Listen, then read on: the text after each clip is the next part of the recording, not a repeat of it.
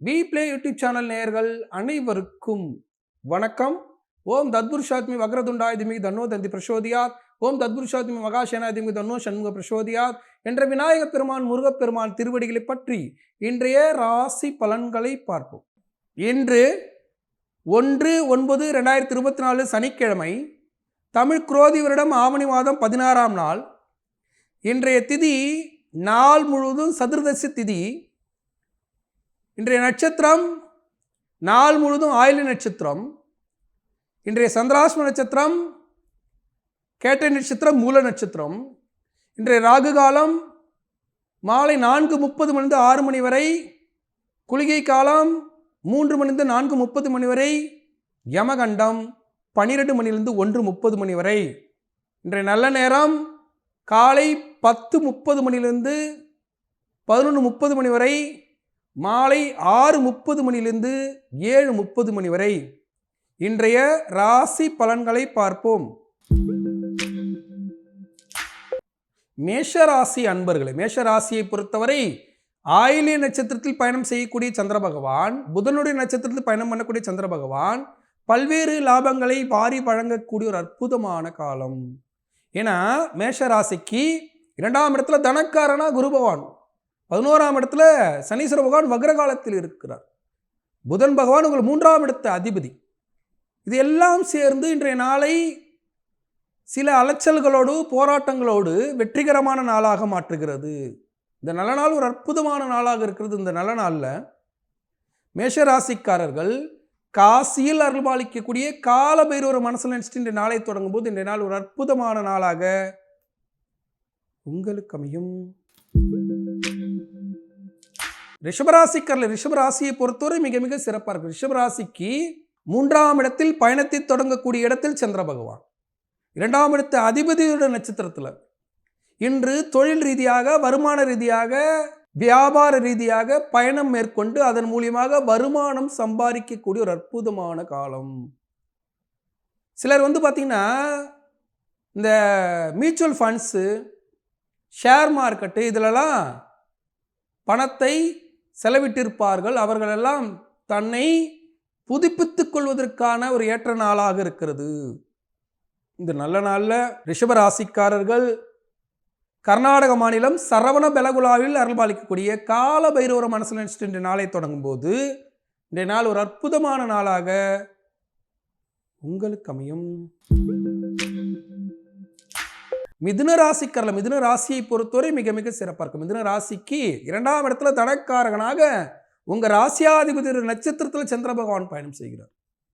அப்படி செய்யும் போது பல்வேறு லாபங்கள் நடைபெற போது, உறவு ரீதியாக உன்னதமான சூழல்கள் நிலவ போது, சில வாக்குவாதங்கள் ஏற்படுவதற்கும் சில பொருளாதார நெருக்கடிகள் குறைவதற்கும் ஒரு ஏற்ற நாளாக இருக்கிறது. இந்த நல்ல நாளில் மிதுன ராசிக்காரர்கள் கர்நாடக மாநிலம் மைசூரில் அருள்பாலிக்கக்கூடிய சாமுண்டீஸ்வரிய மனசில் நினைச்சிட்டு இந்த நாளை தொடங்கும் போது இன்றைய நாள் ஒரு அற்புதமான நாளாக உங்களுக்கு அமையும்.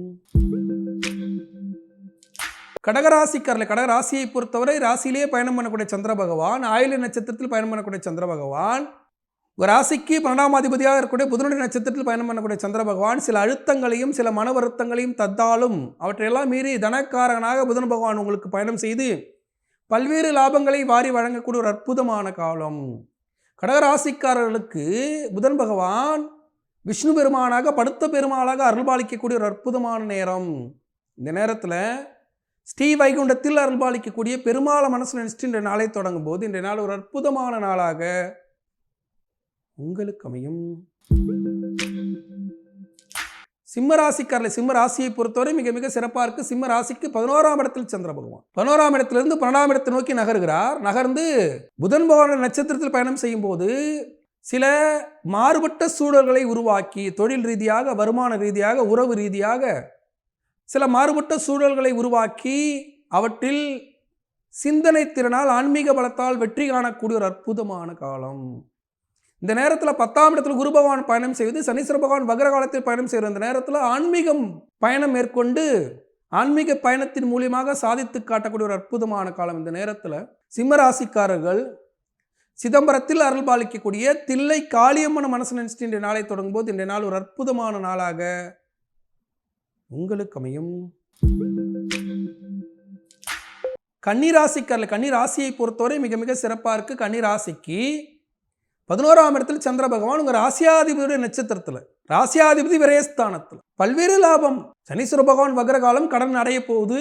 குரு பகவான் லாபஸ்தானத்தில் 9ஆம் இடத்துல திடீர் பணவரவு, திடீரென்று பணவரவின் மூலியமாக புதிய ஆடை வாங்குவது, புதிய வீட்டு உபயோகப் பொருட்கள் வாங்குவது என்று மனம் சந்தோஷம் அடையக்கூடிய ஒரு அற்புதமான நேரம். இந்த நேரத்தில் கன்னிராசிக்காரர்கள் பத்ரிநாத்தில் அருள்பாலிக்கக்கூடிய பத்ரி நாராயண பெருமாளை மனசு நினைச்சிட்டு இந்த நாளை தொடங்கும் போது இந்த நாள் ஒரு அற்புதமான நாளாக உங்களுக்கு அமையும்.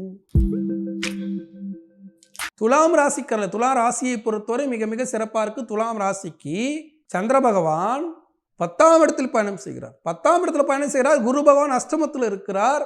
உங்கள் 12ஆம் இடத்து அதிபதியானப்பட்டவர் என்ன பண்ணுறாருன்னா 11ஆம் இடத்தில் பயணம் செய்கிறார். இதெல்லாம் சேர்ந்து நீண்ட நாட்களாக மாமனார் வழி சொத்தால் இருந்த பிரச்சனைகள், மாமன் வழி உறவால் இருந்த பிரச்சனைகள், தொழில் ரீதியாக இருந்த பின்னடைவுகள் சரி செய்யக்கூடிய ஒரு அற்புதமான காலம்.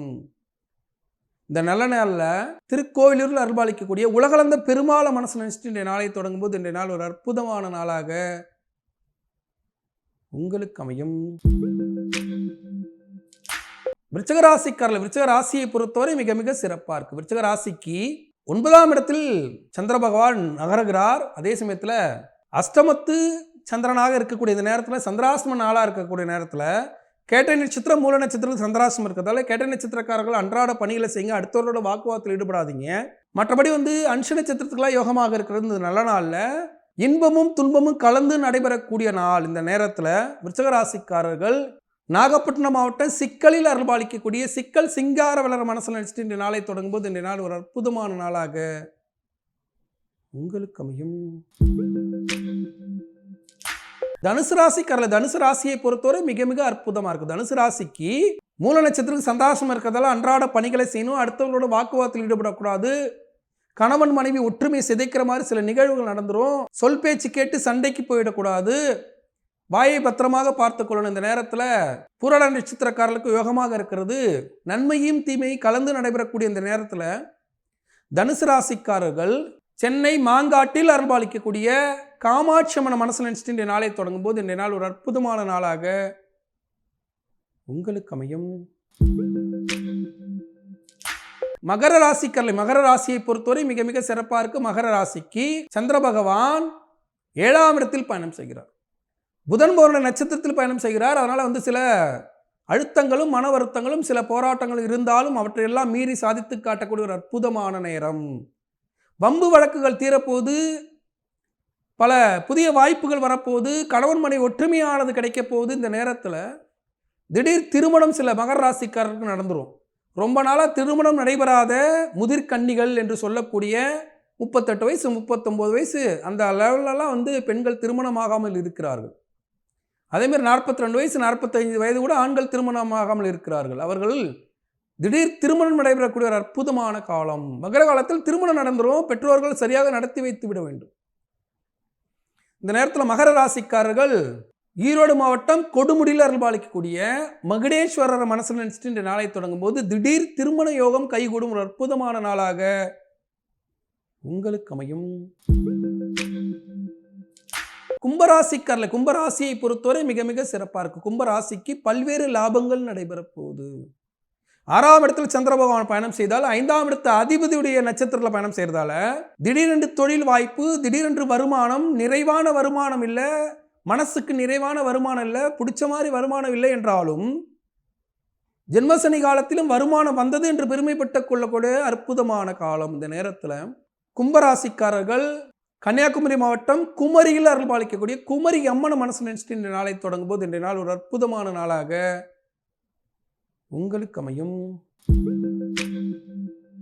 மீனராசிக்காரர்கள், மீனராசியை பொறுத்தவரை 5ஆம் இடத்தில் 4ஆம் இடத்தை அதிபதியோட நட்சத்திரத்தில் பயணம் பண்ணக்கூடிய சந்திர பகவான் மிக மிக சிறப்பாக இருக்கிறார். இந்த நேரத்தில் மாமன் வழி உறவால் மறைமுக லாபம், கணவன் மனைவி ஒற்றுமையானது பலப்பட போது, நீண்ட நாட்களாக வராத தொகையானது வரப்போது, பம்பு வழக்கானது தீரப்போகுது. இந்த நேரத்தில் மீனராசிக்காரர்கள் வேலூரில் அருள்பாலிக்கக்கூடிய ரத்னகிரியில் அருள்பாலிக்கக்கூடிய முருகப்பெருமான மனசில் நினச்சிட்டு இன்றைய நாளை தொடங்கும்போது இன்றைய நாள் திடீர் பணவரவு ஏற்படும் ஒரு அற்புதமான நாளாக உங்களுக்கு அமையும்.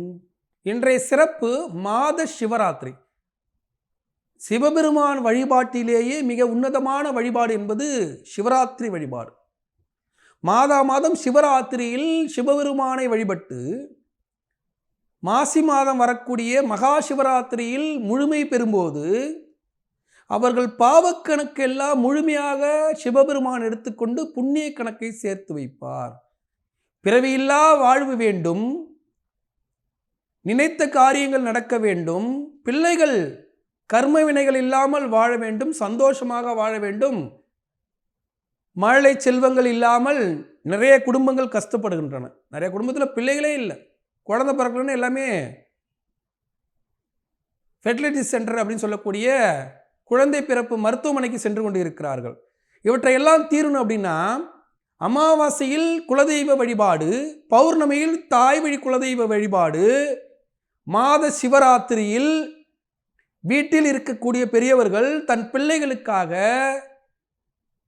விரதம் இருந்து சிவபெருமானை சேவிக்கும் போது உங்கள் குடும்பத்தை பிடித்த கர்மாவானது விலகும். சிவராத்திரி வழிபாடு என்பது தனி மனிதனுக்கான வழிபாடு அல்ல, குடும்பத்திற்கான வழிபாடு. குடும்பமே கஷ்டப்படுது, எங்கள் குடும்பமே விளங்கலை, பல தலைமுறைகளாக நாங்கள் வாடகை கொடுத்தனத்தில் இருக்கோம், சில தலைமுறைகளாக பெண் குழந்தைகள் மட்டுமே இருக்கிறார்கள், சில தலைமுறைகளாக பார்த்திங்கன்னா வெறும் ஆண் குழந்தைகள் மட்டுமே இருக்கிறார்கள். இப்படியாக முழுமையான ஒரு வாழ்க்கையானது கிடைக்கல. சில தலைமுறைகளாக எங்கள் குடும்பத்து பெண்கள் கணவன் இல்லாமல் விதவியாக இருக்கிறார்கள். இப்படியாக புலம்பிக் கொண்டு இருக்கக்கூடிய குடும்பத்தை சார்ந்தவர்கள் மாத சிவராத்திரியில் விரதம் இருந்து இறைவனை சேவிக்கும் போது பக்கத்தில் இருக்க சிவாலயம் சென்று ஒரு விளக்கு போட்டு கூட உங்கள் விரதத்தை நிறைவு செய்யலாம். விரதம்னா ரொம்ப கடுமையாக இல்லை, உங்கள் உடல்நிலைக்கு தகுந்தவாறு பால் பழம் சாப்பிட்டு விட்டு வாழைப்பழம் சாப்பிடக்கூடாது. ஏன்னா வாழைப்பழத்தை நம்ம நெய்வேத்தியமாக இறைவனுக்கு சமர்ப்பிக்கிறோம். அதனால் வாழைப்பழம் சாப்பிடக்கூடாது. மற்ற ஆப்பிள், ஆரஞ்சு, வேறு எந்த பழங்கள் வேணாலும் சாப்பிட்டுக்கலாம். சாப்பிட்டு மாலை பொழுதில் சிவபெருமான் கோயிலுக்கு சென்று சிவபெருமானையும் பார்வதியை வழிபட்டு சிவராத்திரி விரதம் நிறைவு செய்தால் அவர்கள் வாழ்க்கையில் குடும்ப கர்மாவானது விலகிவிடும். இரவு முழுது கண் முழிச்சிருக்கணும் கூட அவசியம் இல்லை. சிவபெருமான் பக்தனாக இருங்க, உங்கள் குடும்ப கர்ம வினையானது விலகி உங்கள் குடும்பத்தில் குறையானது நீங்கி சுபிட்சமாக வாழ முடியும். இன்றைய நாளில் அனைவரும் சிவபெருமானை சேவித்து நலமாக வாழ வாழ்த்துக்கள். நாளை மீண்டும் ராசிபலன் நிகழ்ச்சியில் உங்களை சந்திக்கும் வரை உங்களிடம் விடைபெறுவது உங்கள் வாழ்வியல் ஜோதிடர் டாக்டர் சீதா சுரேஷ். நன்றி, வணக்கம்.